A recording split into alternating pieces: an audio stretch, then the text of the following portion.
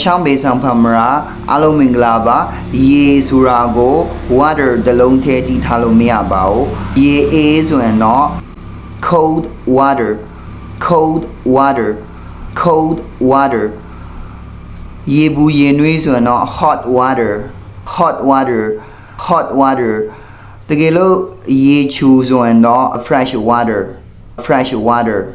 fresh water ပင်လေရေဆိုရင်တော့ sea water sea water ပင်လေရေကငန်တယ်လေရေငန်ဆိုရင်တော့ salt water salt water ဒီလိုမျိုးဖန်ခွက်တဲ့ရေတစ်ခွက်ဆိုရင်တော့ a glass of water မြန်လေးဖတ်လို့ရှင်တော့ a glass of water ဒါရေဖန်ခွက်နဲ့တစ်ခွက်ပေါ့နော်အကယ်၍နှစ်ခွက်ဆိုရင်တော့ two glasses of water 2 glasses of water သုံးခွက်ဆိုရင်တော့ 3 glasses of water 3 glasses of water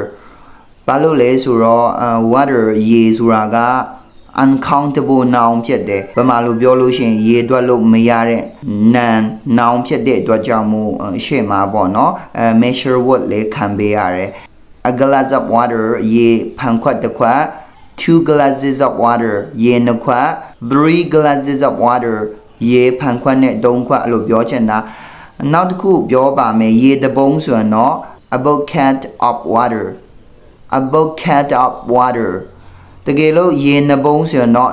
2 buckets of water 2 buckets of water 3ပုံးဆိုရင်တော့ 3 buckets of water 3 buckets of water တကယ်လို့ပေါ့နော်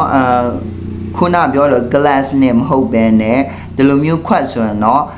a cup of water a cup of water ရေတစ်ခွက်ပေါ့နော်တကယ်လို့နှစ်ခွက်ဆိုရင်တော့ 2 cups of water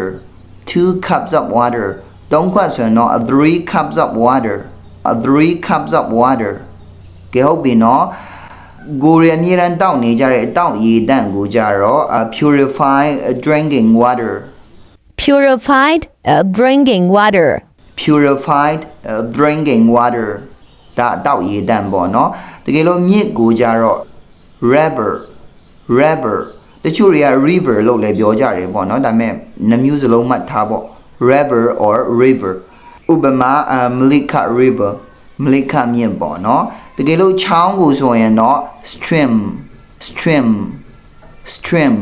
ရေအိုင်ကိုပေါ့နော်တောထဲမှာမိုးတွေအများကြီးရွာများလို့ရှင်အိုင်တက်တဲ့ရေအိုင်တွေကိုကြတော့ pond ပြီးရင်ဟိုလိုမျိုးကိုယ်အိမ်မှာပေါ့နော်ရေကန်တီးတက်လှုပ်ထားပြီးတော့ရေကူးလို့ရတဲ့ရေကန်ကိုကြတော့ pool မြစ်ချောင်းတွေစီးဆင်းတာကို flow နဲ့လည်းပြောလို့ရတယ်လို့ run နဲ့လည်းပြောလို့ရပါတယ်ဥပမာ a lot of rivers flow into the sea A lot of rivers run into the sea. မြစ်တွေအများပိုင်းကပင်လယ်ထဲသို့စီးဆင်းကြပါတယ်တဲ့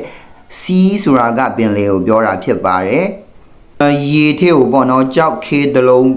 ပြစ်လိုက်လို့ရှင်အဲ့ဒါမြုပ်သွားလိမ့်မယ် If you throw a stone into water it sinks If you throw a stone into water, it sinks. ပြီးရင်သူရဲ့ဆက်ကျင်ဖက်ရေပေါ်မှာဘောလုံးပေါ်နေတယ်ပေါ့နော်ဥပမာတစ်တာတို့ဖော့ရီကကြတော့ရေထဲကိုပြစ်ချလိုက်တဲ့အချိန်ကျရင်တော့အဲ့ဒါဘောလုံးပေါ်နေမှာ right ဘောလုံးပေါ်တာကို float နဲ့ပြောပါတယ်ပေါ့နော် The wood floats on the water The wood floats on the water. တစ်တာရေပေါ်မှာဘောလုံးပေါ်တယ်ပေါ့နော်ရေနှစ်ပုံလောက်ထမ်းလိုက်တယ်ပေါ့နော်အဲ့လိုပြောချင်တော့ I was carrying 2 buckets of water carry ဆိုတာကမရာထမ်းတာကိုပြောတာပေါ့နော် I was carrying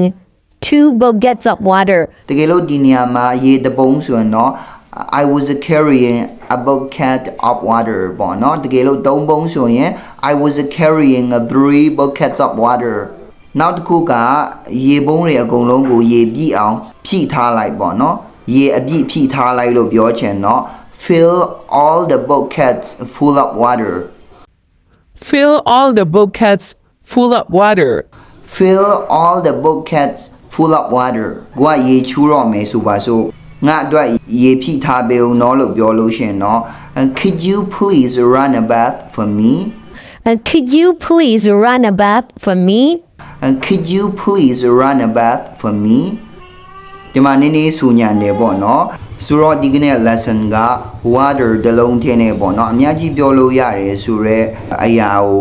ပြောပြတာဖြစ်ပါတယ် sharing လုပ်တဲ့တဘောပေါ့နော်နောက်ထပ် water နဲ့ပတ်သက်တဲ့ရတယ်အများကြီးရှိတယ်ဒါမဲ့ပေါ့နော်ခုလောလောဆယ်ကစင်အုံနောက်ထင်းမှာပေါ်လာတလောက်ပေါ့နော် sharing လုပ်ပေးနေတာဖြစ်ပါတယ်ဆိုတော့ဒီဗီဒီယိုလေးကတလောက်ပါပဲ okay